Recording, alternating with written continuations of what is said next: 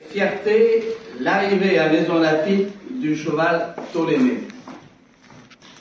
Ptolémée est un nom qui rappelle la mémoire, une épopée mythique, la richesse de la civilisation méditerranéenne dont nous sommes les héritiers, fondatrice de notre identité, de notre Weltanschauung, de notre conception du monde.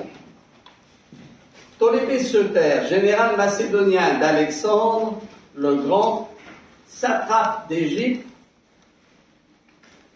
devient satrape d'Égypte au partage de l'empire d'Alexandre en 323.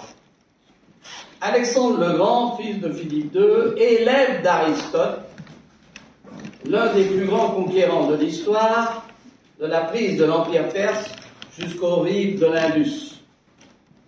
Alexandre incarne l'homme prométhéen qui ne s'arrête pas face à l'obstacle. Il tranche le nœud gordien. Trancher le nœud gordien est certes une mesure radicale. Est-ce là l'acte précurseur de la manière forte, le refus de la démocratie que les Grecs du 5e siècle nous ont enseigné pour bâtir l'harmonie au sein de la cité? Je ne le crois pas.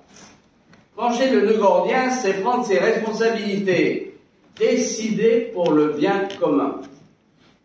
Doit-on voir en Alexandre l'antithèse de l'héritage grec du 5e siècle, ou n'est-ce pas la conscience réaliste que la démocratie, le pire des gouvernements excepté tous les autres, est par nature parfois hésitant, faible, face à de multiples obstacles et difficultés.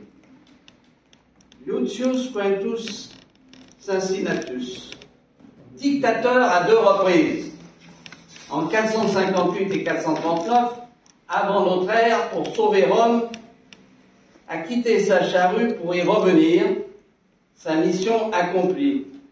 Il est un héros de la République romaine, gardons-le en mémoire.